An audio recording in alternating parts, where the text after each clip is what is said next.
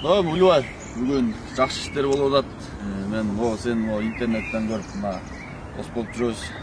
Көчө дагы мурдагы ушу эсиңде болуш керек. Кетип барат, бир съемка бартам.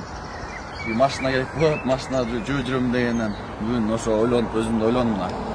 Өзүбүздүн компания бар билесиң да деген. Ошо компаниянын атынан, өзүмдүн атынан ушу ар дайым жолуң ачык болуп, сен бардык нерсени таң калтырган ушул болду да.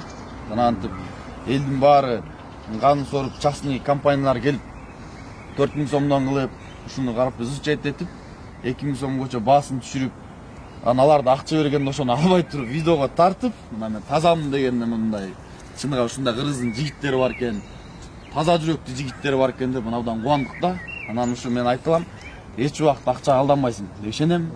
Муда берсе сен ошо көчө машинадан сен мындай иштерге барып атканда мээңде машина, анан акча деген алыпташ керек да. Бул жашоо биргелет. Биргелен жашоодо таза адамдар менен мамлекет куралганда бул жакшы нерсе болот да. Бизде мамлекетти ичип жегендер эмес, акылдуу адамдар болуш керек да.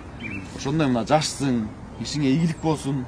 Мына ошол ар дайым ушул жакшылыктар болуп, ушу дөбөтүнү мен сага чисто өзүмдүн атымдан подарок кылып коеюн. Рахмат досум, Алла разы болсун досум. Алла разы болсун. Чоң рахмат достор, ушинтип колдоп турган ушундай досторубуз бар. Ушундай анан жеп ичкендердин албай, ушундай достор поддержка кылса буюрса дагы алдыда көп иштерибиз бар. Кыргызстан буюрса өнүгөт болгон аракетти кылабыз досум. Алла разы болсун досум Айсага. Биз ушул дөбөтүң болсун.